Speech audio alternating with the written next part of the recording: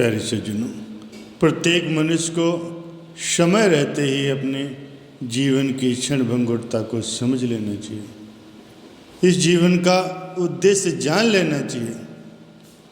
ये मानव तन हमारे हाथ से छूट जाए, इससे पहले ही अपने परलोक को सुधारने का प्रयास कर लेना चाहिए। बाद में पश्चाताप करने से कुछ हासिल होने वाला नहीं है। प्यारे सज्जनों, बहुत समय पहले की बात है। शकगढ़ राज्य की राजधानी कपिलवस्तु के राजकुमार गौतम अपने रथ पर सवार होकर कहीं भ्रमण के लिए जा रहे थे। अचानक ही रास्ते में उन्हें एक लड़खड़ाता हुआ जीर्ण शीर्ण वृद्ध दिखाई दिया।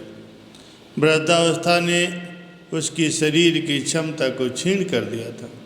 उसकी आंखें धस चुकी थी और शरीर सूख चुका था। हाथ पैर भी साथ देने की स्थिति में दिखाई नहीं दे रहे थे। पेट की भूख को शांत करने के लिए वो लाचार होकर के दर दर भटक रहा था।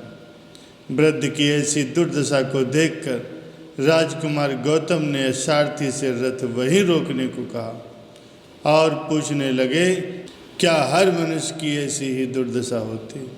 सारथी बोला, हाँ राजकुमार, ये तो संसार का नियम है। जो जन्मा है वो जवान भी होगा और जो जवान है वो बूढ़ा भी होगा और एक दिन इस जग से विदा भी हो जाएगा। यही इस जग की रीत भी है। राजकुमार गौतम अब तक इस अटल सत्य से अनजान थे।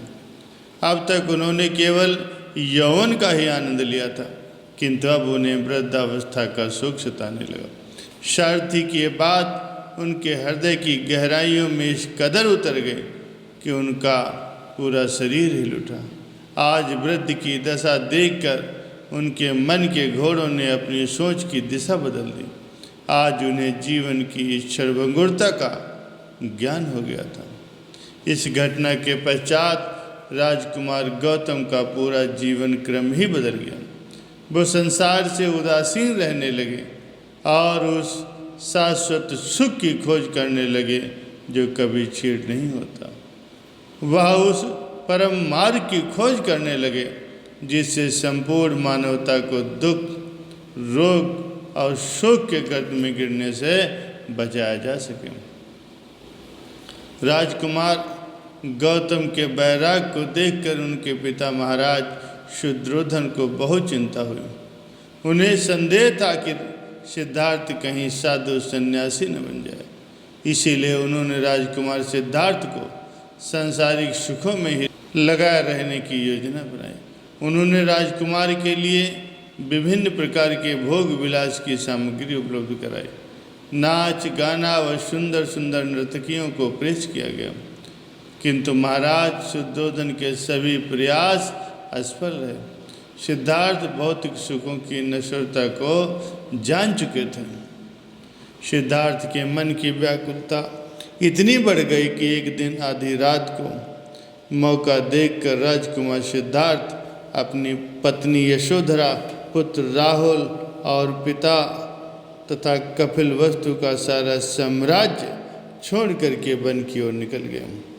मानवता को दुख, रोग और शोक से मुक्त करने वाली संजीवनी की खोज में निकले राजकुमार गौतम उसी दिन से गौतम बुद्ध हो गए। अब वो अपने कुछ साथियों के साथ ही बेहद जंगलों में रह करके तपस्या करने लगे।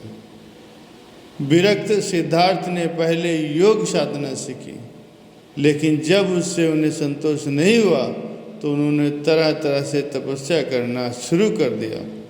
ज्ञान की प्राप्ति के लिए उन्होंने आहार लेना ही बंद कर दिया, लेकिन कठोर तपस्या के कारण उनका शरीर पीला पड़ गया और सूखने लगा। इस तरह तपस्याओं में 6 वर्ष बीत गए, लेकिन सिद्धार्थ की तपस्या सफल नहीं हुई। वैशाख पूर्णिमा के दिन सिद्धार्थ एक बट वृक्ष के नीचे बैठकर ध्यान कर रहे थे। तभी समीप के गांव से सुजाता नाम की एक स्त्री को पुत्र हुआ था, तो उसने अपने बेटे के लिए बट वृक्ष से मनौती मांगी थी। अतः वह सोने के थाली में खीर लेकर के वहाँ गई।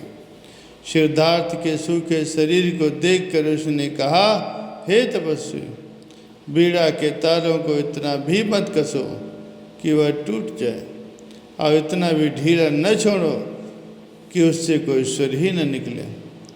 ये कहकर उसने वो खीर सिद्धार्थ को भेंट कर दी और कहा कि जैसे मेरी मनोकामना पूरी हुई है, उसी तरह तुम्हारी भी मनोरथ पूर्ण हो।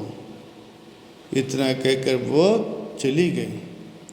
इससे उन्होंने जाना कि सामत योग उच्चते, अतः उन्होंने सम्यक मार्ग का अनुसरण किया।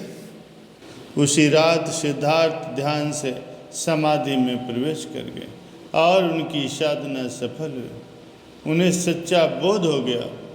तब से सिद्धार्थ महात्मा गौतम बुद्ध कहलाए। जिस वृक्ष के नीचे उन्हें ज्ञान मिला था वो बोध वृक्ष कहलाया, और जिस स्थान पर उन्हें ज्ञान मिला था वो बोध गया के नाम से प्रसिद्ध हुआ। पहले से जुनो, महात्मा गौतम बुद्ध की कहानी से हमें 2 शिक्षाएँ मिलती हैं। पहली तो यह है कि प्रत्येक मनुष्य को समय रहते जीवन की क्षणभंगुरता को समझ लेना चाहिए, जीवन से सच्चा लाभ प्राप्त कर लेना चाहिए और अपने परलोक को सुधारने के प्रयास करने चाहिए। और दूसरी शिक्षा इस कहानी से हमें ये मिलती है कि प्रत्येक तपस्वी साधक को शरीर के साथ कभी भी इतनी शक्ति नहीं बरतनी चाहिए कि उसका शरीर ही साथ देना छोड़ दे, न ही इतना विषय भोगों में उसको लगाया जाए कि आत्म कल्याण की बात ही भूल जाए, बल्कि इन दोनों के बीच संतुलन बनाते हुए मध्यम मार्ग का अनुसरण करना चाहिए, जिससे हमारा ये लोक भी सुखी हो जाए, परलोक भी सुहेला हो जाए और महापुरुषों की प्रसन्नता भी प्राप्त हो। लेकिन ऐसा कब हो सकता है? जब हम महापुरुषों के वचनों का पालन करेंगे, अपनी रहनी बनाएंगे, तभी महापुरुषों की वास्तविक प्रसन्नता के हम पात्र बन सकते हैं। उनकी आज्ञा है, आरती, पूजा, सेवा, सत्संग, सिमरन, भजन और ध्यान श्रद्धा सहित जो नित्य करे, निश्चय हो कल्याण। प्यारे सज्जनों, महापुरुषों ने जो नियम बनाए हैं ये हमारी भलाई के लिए। महापुरुष फरमाते हैं कि जो भी इन नियमों की पालना करेगा उसका ये लोक भी सुखी हो जाएगा, उसका परलोक भी सुहेला बन जाएगा।